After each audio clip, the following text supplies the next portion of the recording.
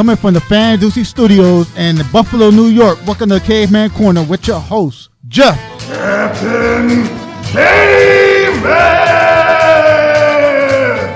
Thanks.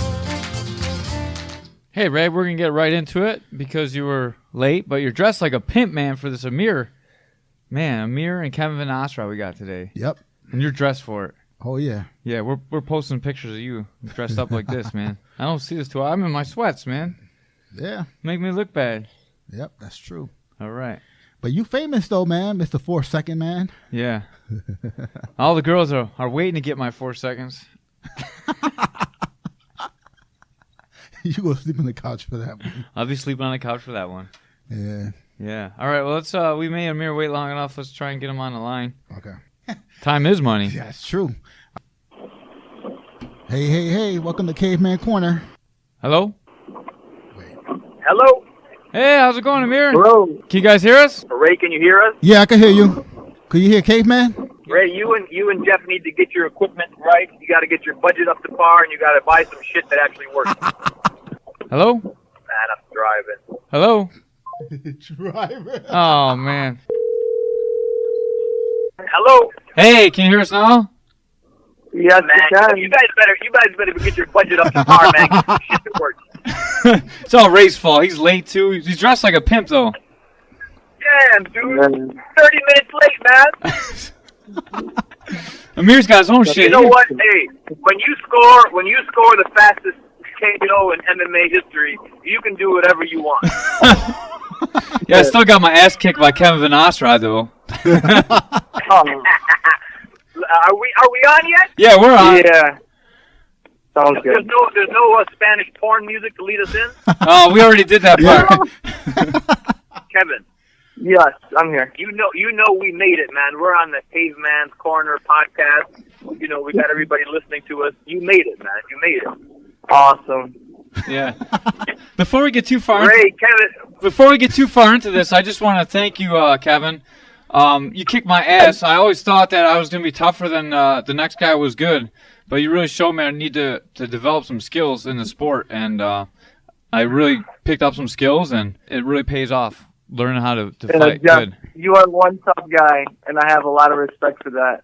You are a tough guy. I like that. You never quit. You didn't stop. That was good. Kevin, you see his last fight? No, I did not get to see it. 4 seconds, man. Opening round. Yeah. Kicked the kid in the stomach. Opening exchange. Boom. Dropped Thought him on it for a little bit. Looked down, found a soft spot, and laid down. Yeah. Oh, that's awesome. Good job, Keith, man. TKO. I want a rematch, but maybe in checkers.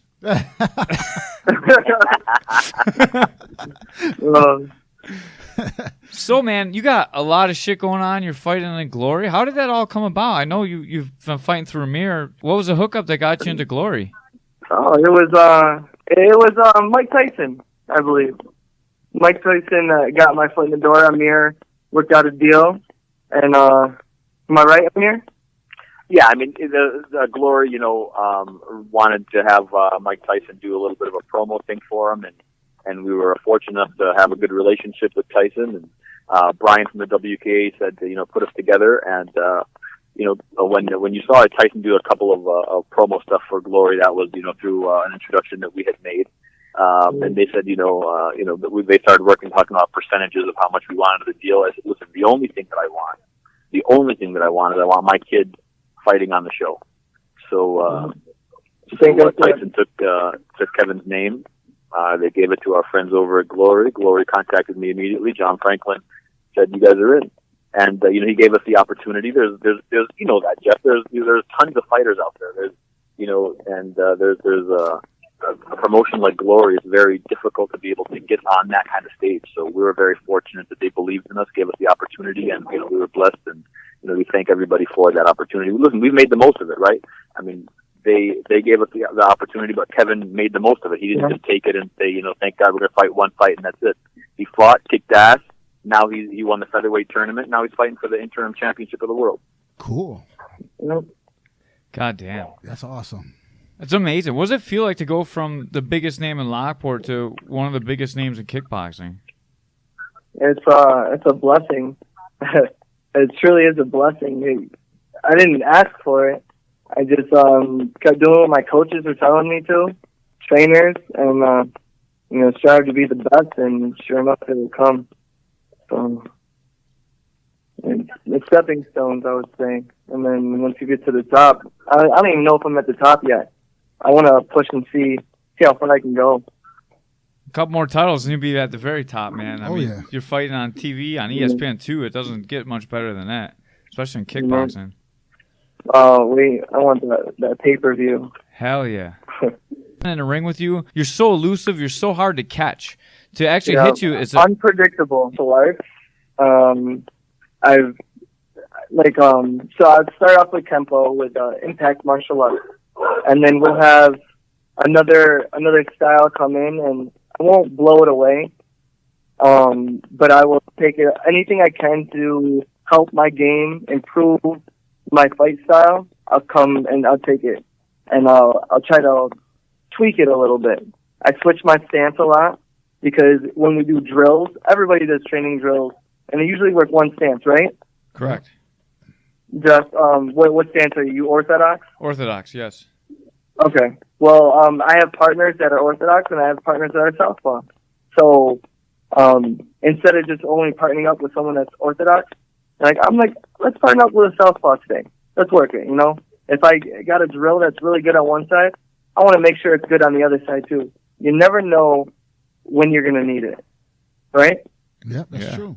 So I try to bring all the information in, soak as much up as I can like a sponge, and then release it in one fury in the ring. It's a beautiful thing when it comes to light. We've seen it all. We've seen the finishes. Yeah. We go to lace up. Even Ray even tries to work at lace up to watch you sometimes. This guy. Yeah, but he didn't get to fight in the last show though. But I saw Joe Taylor though. Yeah. You throw a lot of spinning techniques, a lot of spinning elbows, a lot of jump knees. These are kind of things that a lot of normal fighters don't throw a lot because of the high risk factor. Do you enjoy this stuff? It just looks like it flows so smooth for you. Yeah. I love a lot of high risk to high reward.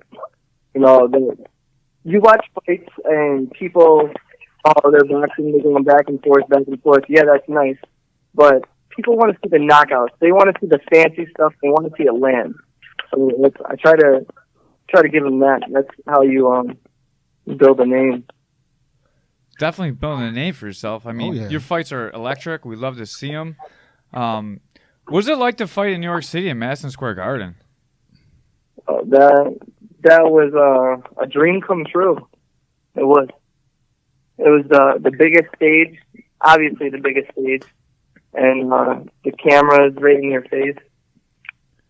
Yeah. And it's Madison Square Garden is now my backyard. It took off. What was that? That was Amir. I don't know what he said. Oh, Jeff Denz, are you there? Yeah, I'm here. I'm definitely here. Awesome. I'm not leaving you, man. There too? Ray's here too. I'm here. Awesome. Nice. Yeah. So, fighting in Madison Square Garden, it was ridiculous. The cameras in your face, there's people walking around, and it's hot. It's like I felt like a movie star for a day. I really did. Sweet. It was awesome. I can't wait to do it again. Do you have anything going on besides for kickboxing? You got that. You look handsome. You always got that fly haircut. You looking to get into the movies as well? Maybe like Donna Dragon Wilson? Oh, you crazy. What are you talking about? No, I'm not a dancer, not an actor. I like to fight, hang out with my family. Fighting it came natural to me. I started when I was a kid in like a school program, and I just started from the bottom pretty much and worked my way up. When you're good at something, just work on perfecting it pretty much. I had plenty of time to do that. 22 years later, I made it to the big leagues. What originally? Say again? I said, what originally drew you to fighting? I mean, when you're a kid, it was, go ahead. I'm sorry. It was one person that answers real quick. Jim Andrello. He saw some talent in me many years ago that no one else did, and he was in some trouble, fights and stuff, and he kind of directed channeled that anger and all that into martial arts. And he caught me, pulled me in, and pretty much taught me how to channel my anger and focus it into the ring. So I pretty much have Jim Andrello to thank and Amer Abdullah. Those two right there, put those two heads combined, and they created me.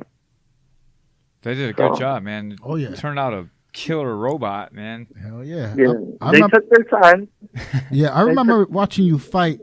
I think it was my first time. I think that's when Mike Tyson was in town. And I seen you doing the elbows. I'm like, damn. I was with my fiance, and we're like, damn, this dude good as hell. Mm-hmm. Yeah, so I'm a big fan of yours. Yeah, that was a good fight when Tyson was in town. I caught the kid with a spinning back kick and dropped him. Yeah, that was. I was sitting next to Mike. I was sitting next to Mike at that fight. And he looked over at me and said, "Man, this kid is sensational."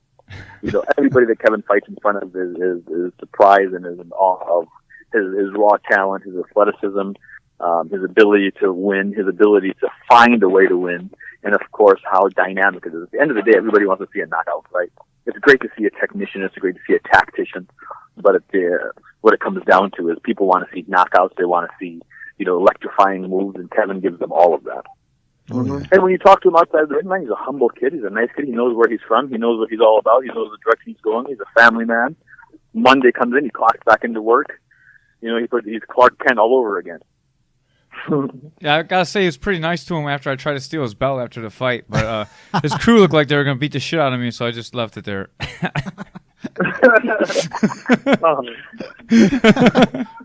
You cut your teeth in Lace Up. You came up through Amir's Lace Up fight organization. Can you tell us a little bit about your interaction with Amir and coming up through Lace Up and how they developed you into the killing machine that you are?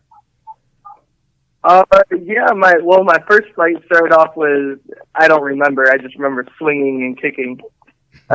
No listening skills at all. My amateur record is 16-1. I did that with Amir. He pretty much. Let me talk about the one. This one bothers me more than anything. The one loss that he had, he was, I don't know, how old was he, Kevin? 15, 16? Yeah, 15, I think I was. We fought Chris Hordecki in Syracuse. And Kevin came out, and I have a great relationship with all of the Team Tompkins guys, and I had, rest of his soul, I asked Sean, I said, man, I need your best guy to come down. He brought down Chris Hordecki, and Chris was a monster. Kevin beat him the first round, beat him half of the second round, and then just gassed. He took the fight, whether he didn't train right or it was still new to him getting the experience. When he had the energy, when he had the wind, Kevin smoked him.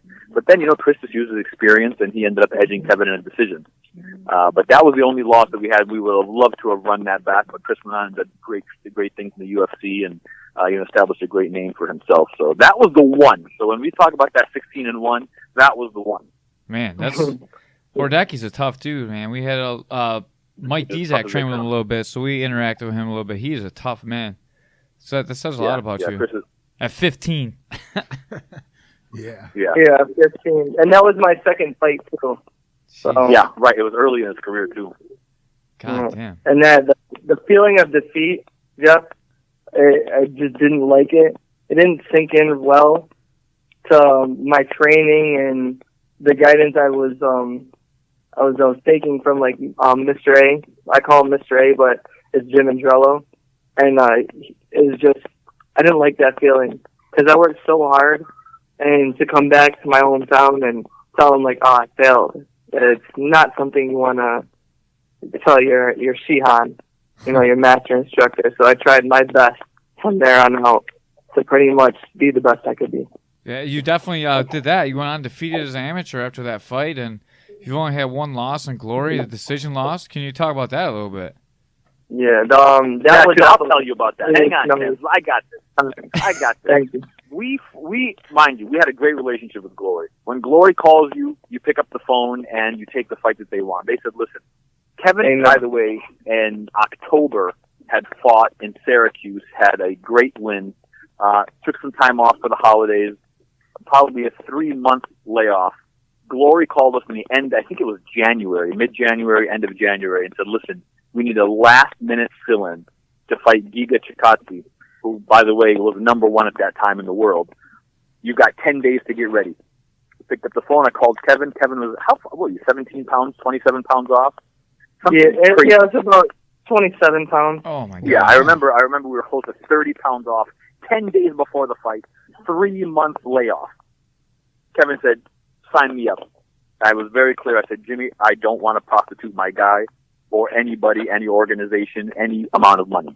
They they offered us a great purse, but that wasn't worth, taking the fight. Kevin said, listen, I want to fight the best. Let's do it. So Kevin literally came off of a 3-month layoff, 10-day training camp. We went in, we beat Giga the first round, and then we just ran out of gas. And, it was a split decision, that went the other way. Giga won that. But listen, when we were ready and we had a full training camp, we came back and we whacked that ass. And he just fought Giga his last fight and he beat him. We have all the respect to Giga and his team, but at the end of the day, Kevin's a better fighter. And we avenged that loss. So does Kevin have a loss in his pros? The answer is no. Right. I saw that fight, and I was kind of wondering what happened. I knew there had to be a story behind it because, I fought Kevin. I've seen him move around, and I know what kind of shape he's in every fight. And I just wondered if maybe there was an injury or what was going on with that fight, actually. That's kind of why I wanted to ask that question. No, there was no injury. No, there was no injury. Look at the first round, and that could dictate exactly what kinds of different of fighters they were. The first round, when you watched the first round, I caught him with a spinning back fist, and his knees got weak, if you watch it, and he fell back. I just didn't catch it with my eye to capitalize on it. But I probably should have finished it right then and then if I saw it. And this is the fight game. You don't have grudges. What you do is you settle the score. We settled the score. Now we're moving on. Now we're fighting for the championship of the world, Ron Van Riesmelen, and he got hurt during camp. We wanted his title, so he can hold on to that for a little bit. We're going to fight for the interim title now. How's this fight going to shape up for you guys? What's the plan going in? What color do you like? Red, white, or blue? Blue. I like red. That's the corner we're going to dump him in then. Knock him out in the blue corner. I want blue. Put him in the blue corner. I'll do it a couple times. All right. 1 in each corner. What's that? 1 in each corner. That's Actually, 4. You know what? In Glory, it's black and white, right, Kev? Yes, it is. No red, white, and blue. It's black and white. I think that's racist. Be racist. We're not too. Yeah. So, what's the best thing that's happened to you since you fought in Glory, Kevin? The best thing that's happened for me, being able to go somewhere and so everywhere I go, someone knows who I am and they've recognized me. I kind of like that for my kids. So I'm setting a good example, positive influence. People, it's never bad. So when someone sees me and they stop me in the store, hey, good, congratulations, or great fight, and like, I see you on TV. You're a real nice guy. My kids see that. It kind of makes me feel better as a parent, pretty much. Like, I feel like I'm doing something good. So after we won the featherweight tournament in New York City, we couldn't get anywhere. We couldn't get anywhere with Kevin. Everybody wanted to take pictures of him. Everybody wanted, to know who he was. And listen, as men, right? Let's talk candidly. As men, we love that ego stroke. We love that fact that, you have your kids there, you have your family there, you have your teammates there, and everybody wants to take pictures with you and autographs and, give me a shout out. That's a great ego stroke, right? What's the saying? I'm going to keep hustling so I don't have to introduce myself anymore. That's Kevin the Grind. I like that. If it makes you feel any better, Kevin, I tell everyone that you kicked my ass just so I feel better about myself too. I would like to see the video of that fight. You got the video, Amir? Hell yeah! I want to see that. Every time I feel like life has beaten me up, I take a look at that fight and I remember the ass whooping you took. I said, man, if Jen can take that whooping, I can take the whooping. No, I'm joking. One of the highlights. One of the highlights as a promoter, and I told you I was sitting ringside commentating for that fight, and I remember the first round. I said, I didn't know who you were. I remember Don said, "Listen, I got a kid. I want to try him out. He's tough as nails." I didn't know who you were, so I told Kevin, Kevin, be careful. I'm not, just be careful. We don't know anything about this guy. Be careful.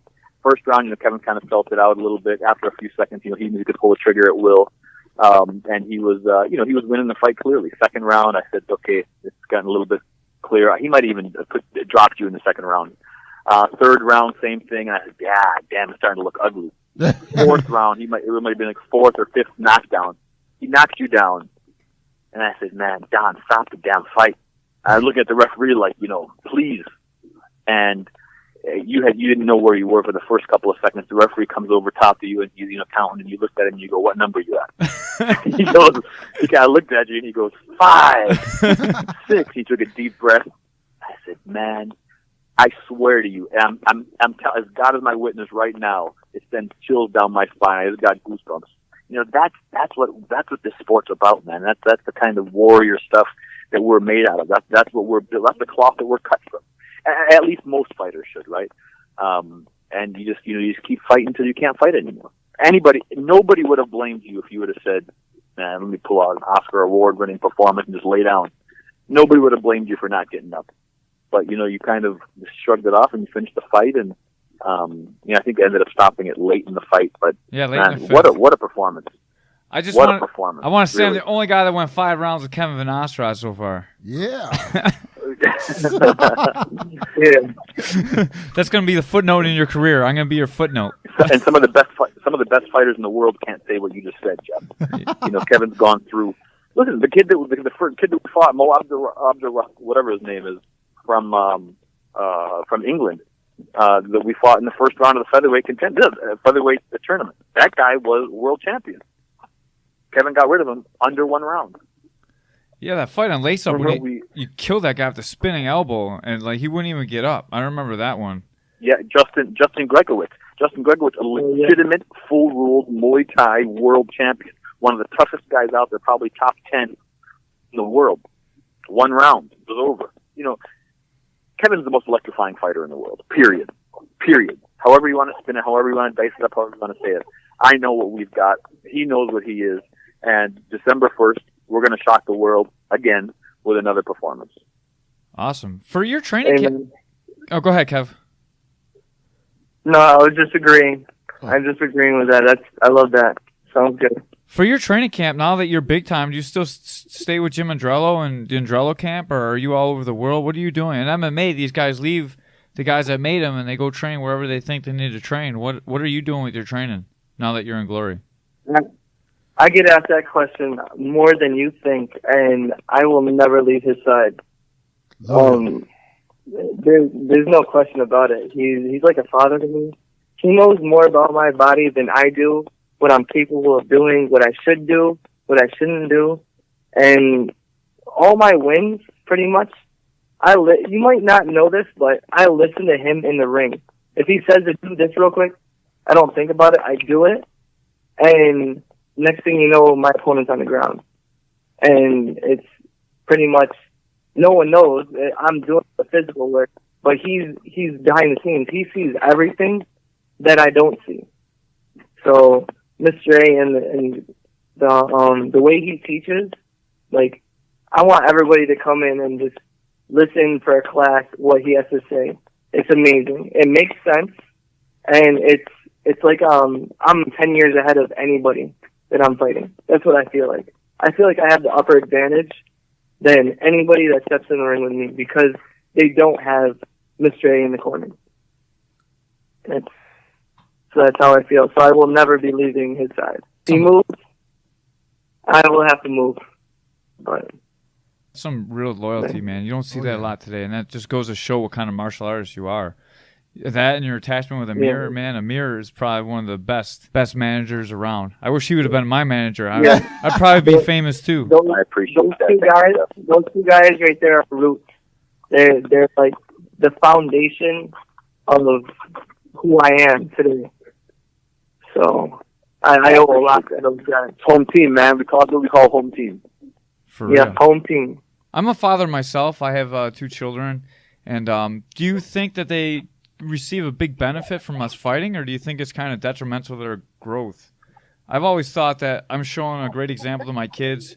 I've always been drug and alcohol free, and I fight, and I show them as long as you're working hard, you can go and you can do whatever you want to do in life. You don't need drugs and alcohol. How do you feel about that? I feel the same way. I have 2 kids. One of them is not really much of a fighter. She's more like she's like a cheerleader type coach, yeah. And then I have my youngest one. She is definitely the fighter. So whatever path they want to take, they know I have their back 100%, and I'm not going to push them to fight. I'm not gonna push them to do pretty much anything they want. I'll just pretty much back them up in whatever they need, as a father. I can't imagine what it's like to grow up with a father that's on Glory. I know, right? You're famous. It's just such a great opportunity for your children to see what hard work can accomplish. Yeah, my father was a drug dealer. Yeah, so for my kids, I'm pretty much setting the stage, trying to tell them that anything they dream of, they can achieve it. You just have to work hard. And they understand by working hard, because they see me maybe training camp. They'll see me for one whole day on Fridays. I don't do anything other than spend time with my family on Fridays, but they see me at classes. I do 2-a-days in training camp. There's 2-a-days, and they know I get home from work, shower, and I'm back training. So they know it's hard dedication to achieve what you want most. So they see it. For everyone that's a parent that doesn't fight, can you tell how rewarding it is to them when you get your hand raised and you see your kids? That's one thing. People talk to me all the time. They're like, "Oh man, your kid's so good. He's in the gym all the time." Because my son is forced to be in the gym all the time with me. But at the same time, I don't really interact with him that whole time. When I get to see my hand raised and I get a week off just to spend with him, I know that feeling. Can you describe that feeling to everyone that will never feel that? That feeling, accomplishment.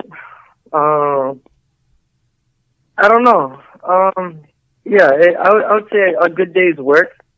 Put that in to it's really good for me to look out in the crowd and actually see my kid looking at me.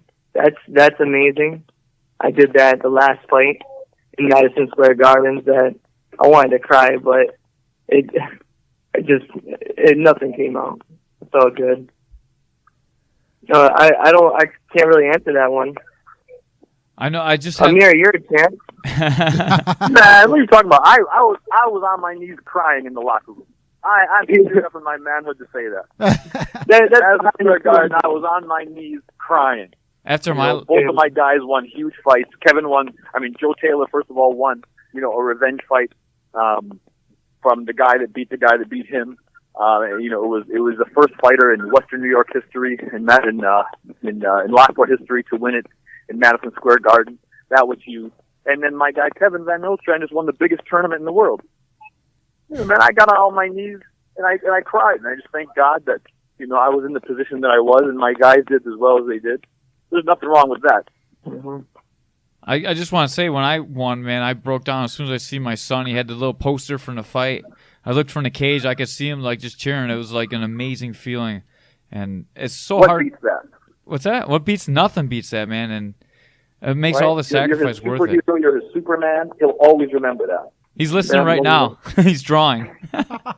So, are you gonna fight again, Amer? Now that we got you on the horn. We're gonna fight November 18th.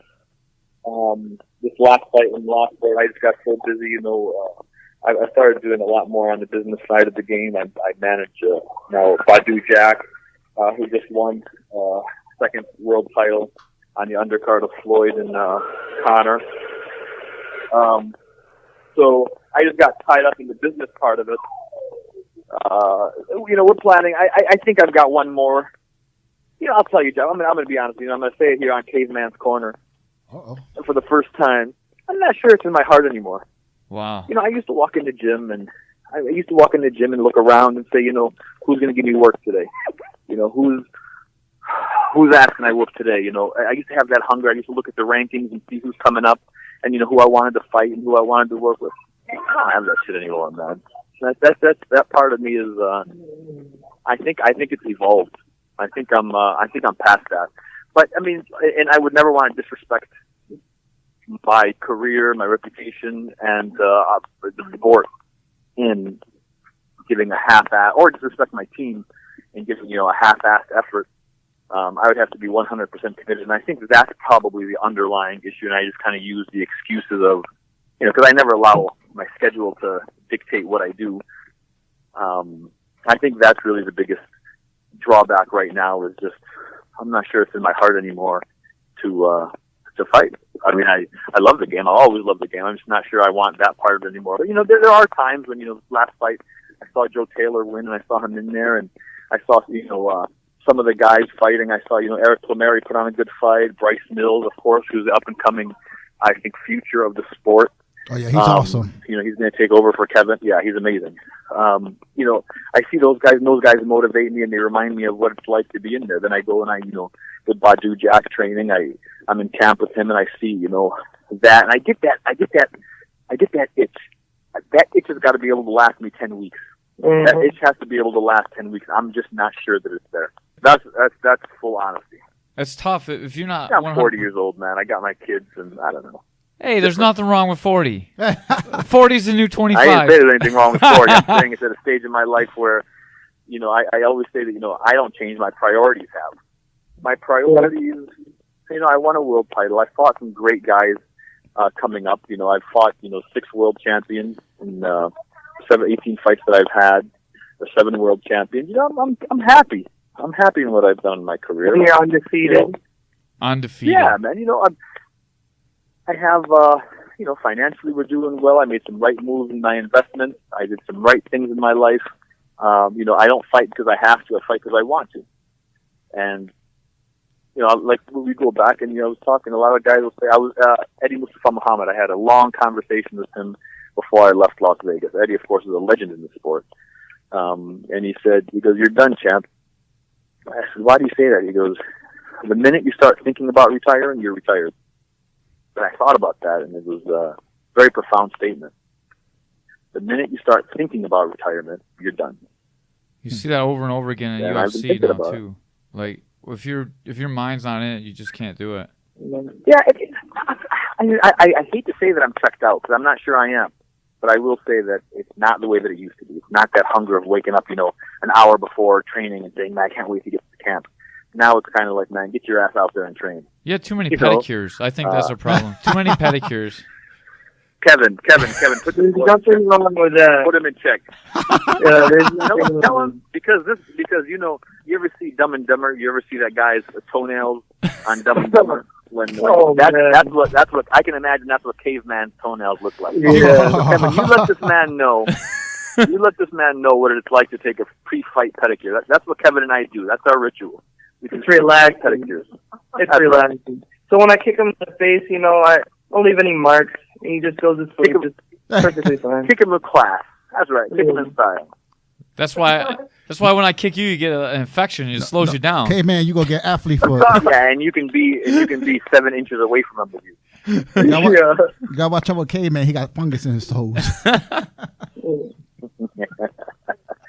Man. Oh man, I got no problem saying I'm well kept. He is definitely well kept. When you see Amer, dude, he is svelte all the time. Yeah, Amer looked like $100 million. Do you guys? Yeah, I wish. Do you guys ever spar with each other? Yeah, we did one time. I had this one experience with him. I don't think I'm ever gonna kick him again, but we were sparring in Jim Andrello's dojo, and he came over. It was awesome. I'm in awe at this point. This is like, I don't know, 5-6 years ago. And he's like, we're kickboxing. Don't kick me below the waist. So we're sparring about a minute in, and I do an inside leg kick. And he just shakes his head no at me. And he reaches down, uppercuts me, right in the cup so hard, I drop to my knees. And never again will I kick him below the waist. Yeah. I fight above the waist. You kick me below the waist, that's like a groin shot. So it's 1 for 1, tit for tat. You don't get any freebies. I don't tell you don't do that again. I don't believe in that philosophy. You do it, you're gonna get it. I like that, Amer. Mind you, I'm training for a fight. He came down because I got a fight next week. And keep me on my toes. That's all right. He's just hitting the groin. You don't need that to fight. It'll heal quick. Good thing he had a cup on. Yeah, good thing I did. Man, that's crazy. So one You don't fight. get any freebies in sparring. You get one free groin shot, though. I'm telling you. They never take a point away the Not first with time. me. Shit, not with me. You guys can give free shots. I don't give free shots. No. I would pay to see you guys spar. That would be something I would be excited to see. Both of you guys are so quick. Oh, really? Yeah. How much are we talking? I don't know. I think we could sell tickets and we could do a pretty good showing. Yeah. I've heard people are trying to get me and Joe Taylor to go toe-to-toe. Oh, wow. What do you think about that? I don't know. Joe Taylor's kind of slow for you. I'm just saying. Joe Taylor's big and strong, but he's a little bit slow compared to you, I think. Yeah, where he at, though? He trains with us sometimes over at Western New York MMA. He's getting some rounds in with Saul and those guys over there. He's always in there before the fights. He's looking really good at times. Joe Taylor, of course, I'm proud to say we just signed a fight deal with Glory. He's now going to be fighting under the Glory banner, All right, cool. which is unprecedented for a guy with as little fight to be able to sign with such a promotion. So Joe Taylor is now a Glory kickboxing fighter. That's awesome. Nice. Awesome. Yeah, he talked about retiring a little bit and just trying to get to the next thing. Man, I'm glad he got Glory signed up. That's Well, I mean, amazing. let's clarify, because a lot of people after me, I thought he retired. Listen, Joe has a lot on his plate, and I'm not going to put Joe's business out there, but he's got a lot on his plate, and he was just saying that at this point in my life, I'm content with what I, and I just want to focus on the business part of my life. We sat down, we talked, and after talking a little bit, he had a change of heart, so he thought about it, prayed about it, talked with his family, and at the end of the day, he turned around and said, "You know what? This is who I am." And he's back. So the retirement wasn't because he was done. The retirement was because he was just trying to, leverage and divide everything on his plate. Fighting's a really tough sport at times too, and I mean you can be the hero of your town in Lockport, but at a certain point, unless you're moving on to the next level, it's not paying your bills, and it's tough to do anything. Can you talk about how it motivates you, Kevin, when you go over from fighting in Lockport and Syracuse to making it to Glory? It is a whole another level of fighting, and the financial rewards will come with that as well. Kevin, you still there? Kevin, you there? Yes, sir, I am. Of course. I was just listening to you guys chat about Joe Taylor. Yeah, that was about 10 minutes ago. Yeah. Yeah. we were just talking about Joe Taylor and how you can be the hero of your hometown for a little bit, but after a little while, you can't just be the hometown hero of Lockport. You need to move on to bigger and better things, and hopefully the financial rewards come with it. You were fighting in Lockport. You were fighting in Syracuse. Now you moved up to Glory. Is that a whole new financial reward for you? And is there a lot more opportunities for you to move on, get better sponsorship deals now that you're fighting on ESPN too? All right, well, let me just get this straight. I'm here for one purpose. I want to prove the world that I'm number one. Okay? So you got to start somewhere. I put Syracuse on the map, and I've been labeled the king of Madison Square Garden. So we started from the bottom, and now I'm here. I'm trying to see how far this can take me, really. I'll take care of the financial part of that question. Yes, there's absolutely a huge financial reward, and that is, Kevin works a full-time job. He works, a 9-to-5 job, 5 days a week, 40 hours, sometimes even more. What we're trying to do is to get this thing to work out, and where when it comes to sponsors, like you mentioned, Jeff, and the fight purses, is that he's able to sustain a living for his family, for his children, and for his career, to be able to give that work up and just full-time train. That is the goal. But kickboxing, when you rate kickboxing, boxing, and MMA, it is the least paid sport. Glory is the ones that are paying right now the highest. And in all honesty, we could have kept Kevin under the lace-up banner, and kept sanctioning with the WKA or ISKA, who Glory sanctions with also. But we needed a better financial reward, and our ego does not exceed our intellect in this sport. We want Kevin's benefit. Listen, for me as his promoter, I make more money with Kevin fighting in Lockport and Syracuse than I do when Kevin fighting in Glory in France or New York City or Germany. But the bottom line is we're trying to get Kevin, we're trying to do what's best for Kevin. With him signing a Glory contract, that also means he will no longer be able to fight in Syracuse or Lockport, more than likely, because of the strenuous schedule that they have. We're okay with that. You know, we brought Kevin up. Our goal and our job is to take care of our fighters. We've brought him up. He's done well with him. And now he's going to go out and he's going to perform. And he's going to make, hopefully, you know, a lot of money for his family and for himself and to better his life. So that's that, and I guess that's the longer answer to the short answer of yes. No, that's a good answer, and that kind of puts you in a really good light because, you know, there's still, I hate to say it, but people kind of question your reputation at times still because of everything that happened in your past. But wait, no. You know, Jeff. Let me check you. Nobody does. One guy does, and that one guy, we all know what the story behind that is. Are you talking about Eddie Cunningham? No, I'm not talking about anybody in particular. I'm saying there's one source. Nobody in this game questions that part. Let's make it clear. Don't make, you know, a mountain out of a pebble, because my reputation, my history, and everything that we do is not questioned by anybody besides one source. So let's clarify that. If there's more than one, you can correct me right now. Is there more than one? I've heard other people say stuff. People that, you know, you don't train. Heard shit. You're lying. You're lying. I'm just saying that I personally, in all my interactions with you, I've always seen you take care of your friends, take care of your fighters, and you've always been a good person. You've been straight up with me the whole time. And that's what I'm trying to broadcast out there. Yeah. Right. Not only does he take care of his fighters, but he is a role model.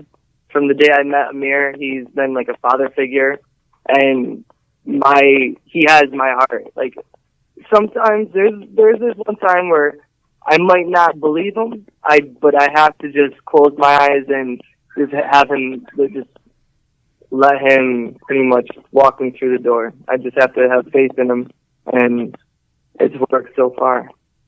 And just make sure you got a cup on. And I don't need to defend. Yeah, I don't need to defend anything that I've done. That's not the purpose of me saying this. I will say, anybody that's had a problem, it has nothing to do with me. It has had a problem. Maybe, you know, their mental state at that time, or, you know, their lack of performance. It has never been a shortage on my end fulfilling any kind of contractual, financial, ethical obligation whatsoever. I agree with that 100%. Yeah, I do. Any problems people have had is because, man, you know, he brought us in to fight his fighter and they won. Yeah, he knocked the shit out of you. Right. You know, it has nothing to do with me. No, I'm a big fan of yours. You know, we had a guy complain the other day. Well, no, let me just. Okay. Yep. Go ahead. Sorry. You don't mind interjecting? He put something on our Lace Up a fan page. One of our administrators told me. He said, "Man, your fights are great, but I don't know why you guys don't control the crowd. You know, there's people standing in front of us and they're hollering and they're shouting, and we can't watch the fight in peace." Oh, shit. Okay. He goes, you know, we paid for a ringside seat, and there's people in front of us standing. I get it. Believe me, I understand it, and I appreciate it, and I can attest to it. I paid, you know, a lot of money for ringside seats before, and I've had people stand in front of me. I was sitting 50 people when Floyd fought Connor, and those were $15,000 seats, and I had a guy in front of me. It was Adrian Broner, but he was standing up acting like an asshole. You know, what am I going to do, cry? That's part of the game. So those things and those reviews and those negative comments come from things beyond my control. Anything I can control, I try to make sure that I do right by people, no matter who you are. You know, just make sure that, you know, I fulfill everything that. Period. For sure. And I'm a huge fan of yours, man. And every time I hear people or see anything, I always put your name out there, and I always say you're a good guy because I truly believe that. And that's what I'm trying to get across. I'm not like attacking you personally. Yeah, and I mean, no, I know. And listen, you wouldn't be the first, and you're not going to be the last, and I'm okay with that. But I want to make sure that we're very clear that, you know, that is not you know, a normal thing to have people questioning. That's not an underlying statement. That is something that you hear from one source, and unfortunately, it is what it is. And I have a great relationship with everybody, whether with me or not. That's on. I was on the other end of you, and I appreciate you. I mean, I fought your guy. I got beat up, I knew it was going to be a fight because I watched him. I know what a great athlete he was, but I take nothing of it. You treated me fairly. You've always taken care of me after that, and that's all I have to say. I mean, you're a great guy as far as I'm concerned. Thank you. We try to do that with everybody, right? For sure. Man, I thought I was going to get beat up by Amer for a second. Nah, Amer will pay me to beat you up, Kate. Yeah, he probably would. In your pimp suit. All right, so in closing, what do you got anything to say, Kevin? How's this fight going to go? What do you got planned in the future after this fight? After you win the intern title and then get the main title, what's after that? I don't know. 143 it's a good weight class. I do like it. You never know. I might jump to a weight class, but right now that's the goal. You're just gonna have to wait and see. Yeah, 143. I don't want to, talk too much. I like to let my hands and my feet speak for me. I got one more question, and I just thought about it now when you said hands and feet. What is your favorite style of kickboxing? Do you like the full Muay Thai rules? Do you like the K1 rules? You like the kickboxing rules with the booties? My absolute favorite style is a style that you don't see coming. That's profound. I didn't see it coming a lot. Well, that's time to be exact. I didn't see any of it coming. I thought I was going to be a bully in the clinch, and you are one fucking strong man. Fast, too. Yeah. I like that. Dan, let me ask you a question. Yes, sir. Let me ask you something. Let's just steer off of Kevin just for a second. Not that I want to steer off of my guy, but when you threw that opening kick, that last fight, did you see something, or did you just feel that was something you wanted to throw just moving in? Did you see something, or was it... I watched on film. just, I watched him on film a whole bunch, and he always throws a lead left hook, and he he folds over to that side, so I thought it was going to be really open. I was a little bit scared to throw the kick because, in MMA, they can catch a kick and put you down. And then I was like, fuck it, I'm a better wrestler, I'm a better athlete. I'm just going to blast him right in the liver. I've seen it. He keeps both his elbows up high. In MMA, usually guys have their hands really low to stop the takedowns. But he fought high, almost in a kickboxing style. So I knew as soon as I seen him coming, as soon as I seen his left hand move, I was going to throw that left body kick. And that was the game plan. It worked out perfectly. That was a perfectly timed shot. Yeah. And when you hit that thing, you just felt home run, huh? Yeah. As soon as I hit him, I knew I hurt him really bad because I didn't even feel a rib. It was just right up the side, and it was no rib at all. All body. Is that on your Facebook page? That's on my Facebook page. It's on YouTube. You can look out the fastest body shot KO in MMA history. Yeah. He literally comes to the center of the ring. He actually runs to the center of the ring, launches his kick, and walks away, and it's over. I tried to hit him a few times on the ground. I punched him once in the leg. Yeah. Right. Did you land any of those shots? I missed the first one because he moved his head. I hit him in the body once, and the ref pulled me away. And I punched him in the Charlie horse in the leg. Yeah, it was almost like a delayed reaction when he dropped. That was a beautiful shot. Yeah, he called me old. He said there's no country for old men, so I had to beat him up. Yeah. That's one for us old men. That's right. Damn, I'm old. Yeah. We appreciate you having us on. Oh, thank you, I know guys. the champ's got another interview to do a little bit later on, so we appreciate you having us on. We always want to make room for our local guys, and we love everything that you're doing, all the attention you're giving local athletes. So thank you for everything you're doing. Thanks, man. Thank you, Justin, for giving me the opportunity to speak. Yeah, all man, right. Thanks for coming on, man. Yeah, thanks for kicking my ass. And I appreciate you having your loyal Mexican sidekick, Raymond. Yeah. Dude, he's a bomb. You should see him. He's pimped out. He's got a suit on. He put a suit on for this interview. Ray's a beast. I got sweatpants on. I feel like a retard. We'll come into studio so we can get some of your Apollo's donuts and enjoy your company too. Yeah, for sure, man. Sure. All right. Thank you guys very much. All right, guys. Have a great time. You too, December sir. 1st, ESPN3, Kevin Van Nostrand, and new Glory Champion of the World. Hell yeah. Don't miss it. Don't miss it, guys. All right. That was a great interview, dude. I love Kevin, dude. He's an awesome fighter. Like I said, when I first saw him fight, I became a fan. I like his style.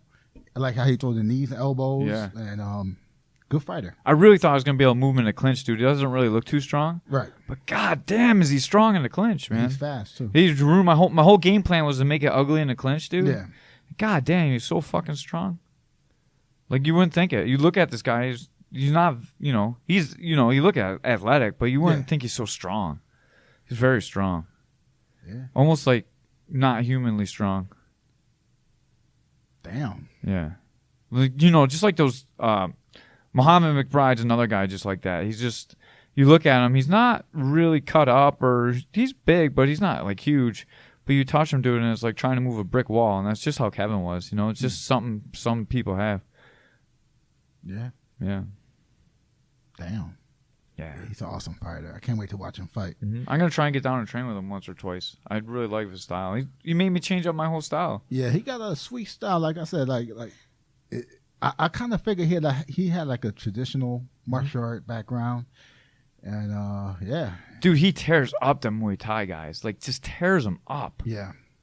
They can't stand with him. And I like how he said, he switch up the fight, the southpaw. Yeah, southpaw and orthodox. Yeah. And he trains with both guys. I do switch up my stances, but I don't train with southpaws like him. I remember Eric Herbert was saying for MMA class fight team, and he was saying we got to learn how to fight both sides, Mm-hmm. We do. Very good stuff. Man, that was a great interview. I love that guy. I don't know. It's just probably because he kicked my ass and he's famous, but I really like him. You famous now, too, with the 4-second KO? Yeah. TKO? Man. It's still like unreal. Can I get your autograph, man? Yeah, you can get my autograph for sure. Cool. It feels like surreal that I knocked someone out in 4 seconds. I bet you he don't think you're an old man now. I know. Dude, me mugging him the whole time. I'll talk about it when we do the next podcast. I don't want to ruin theirs. Okay. But yeah, it was really good. It was a great moment. And dude, I love how Kevin takes care of his kids too. I didn't get a chance to talk about it during the interview, but you see him in all the arenas and stuff. You see him hanging out with his kids. You see him hanging out with his kids before the weigh-ins. I think I seen him November 18th, the event when I was security at there. Yeah, dude, and he's always with his kids. He takes care of everybody. Yeah. Man, it's so nice to see that. He's such a good guy. I think. Yeah, he is. I mean, I don't really know him personally, but like everything I see about him makes me think he's a good person. And you don't get that vibe out of him. Same thing with Amer. I know he got a little upset when I said that, but people say he's not a good person sometimes, and those people are whacked out, dude. Amer's a good guy. I think so too. And then like he said in the last podcast he was on, we train with Corey Webster. Yeah. And we get some of Amer. Yeah. You don't have guys like Corey Webster and stuff like be loyal to someone that's not a good person. You know what I mean? Corey Webster's a good guy. Joe Taylor's a good guy. I spent enough time with Joe. Maybe he's got a lot of girlfriends and stuff, but he's a good person. He takes care of stuff. Yeah, I make fun of Joe all the time. He knows I'm going to say that stuff. I told him I would make fun of all his girls. But, I mean, not now, but, I mean, over the course of his life, The lights went I like out Joe Taylor. Joe Taylor is a good guy. And, he's one of my favorite fighters. He fight MMA and he do the, kickboxing. Yeah. And he comes to fight, and he's one of my favorite fighters. Him and Saul get some great rounds in, dude. You should see the rounds they put in. It's good work. And then I see Joe Taylor working with kids, with yeah, all the time, man. I think it's in Lockport. It's a gym in Lockport. That Lockport gym. Yeah, so he training. He got kids there. Mm-hmm. And that little 11-year-old girl that he was training. Yep. I don't know if I don't think she's related to him. Maybe she is. I don't know. I'm not sure, but she won. She's a killer, dude. Yeah, she won. She was in the gym. She was fighting Laura Niz. She was fighting with MMA girl Laura Niz. Who got the best out of? I think the little girl did. No offense to Laura Niz. Yeah, but Joe Taylor, I like Joe Taylor. I like, he's a good guy. Mm-hmm. And Amir's good, too. I still want to get some rounds with him. You better watch out. Don't kick him in the leg. I won't kick him in the leg. Dude, I don't even want to. I can't wait to get kicked by his soft feet. I still think it's funny that fighters get pedicures. I'm old school, really old school. Guess what? Huh? They got beautiful toes. I got beautiful teeth. Yeah. I don't have pretty teeth either. I don't got pretty nothing. I got like you said one time to me, Caveman, I'm probably one of the fighters who got the most beautiful teeth. You do got nice teeth. I can see them shining in the light off the computer, man. They look glistening white. You got great teeth. Yes. Hopefully no one knocks them out. Like all my teeth get knocked out, dude. All my front four are like just fake pretty much. I got knee in the face and I lost all four of my front teeth. Damn. They're all like built up with like fake tooth stuff. Oh, so you can't eat apples? I can eat apples. I don't give a fuck. They're just teeth. You just get new ones. All right, Ray, let's get out of here. It was a great podcast, about an hour long. If you would have been here on time, we could have made it last longer. Yeah. Amer Abdullah said, time is money. Get your ass in the studio. Yeah, I can't believe you're a half hour late. Killing me. All right, let's get out of here. Mickey Gaskin's still poopy pants. Yeah, Mickey Gaskin suck. Yeah, who would kiss that guy? Whoever. I heard rumors on ladies at the gym. Oh. Well, if it's true, they need to get their head checked. All right, on that, we're out of here. Yeah, we out of here. Kevin Van Nostrad's going to be the champ. I'm telling you. Hell yeah, he got a good future. Dude, he's such a badass. I was just looking at his picture online. I can't believe I fought that guy. I fought a lot of good guys, actually. When I look back at my career, I just fought tough guys. I was stupid. I should have fought sucky guys.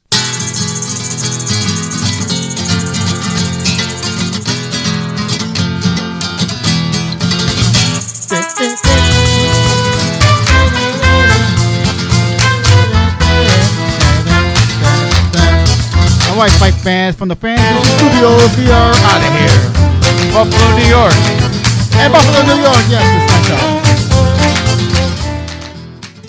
Another good interview, and you fucked up the close. Yeah, I'm trying to text somebody here. Who you texting? Oh, Amer Abdullah saying thank you for coming on the show. Oh, yeah. That's good. And Kevin. Dude, he's a killer. Yes, he is. I love that guy.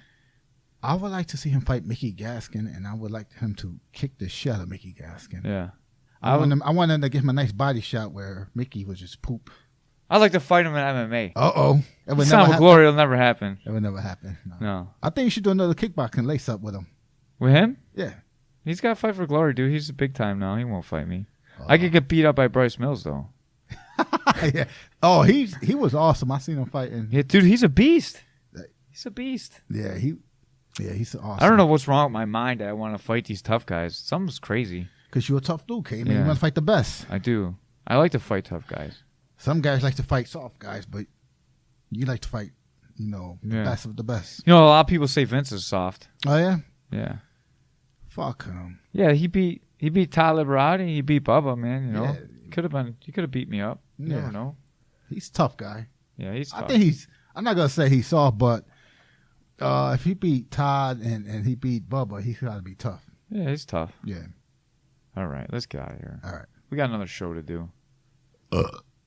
Dude, there's Amer Abdullah you just burped on. Ooh, sorry, man. Don't kick my ass, please. I thought he was going to beat me up. I'm glad I didn't. He still may. You never know. He's a good guy.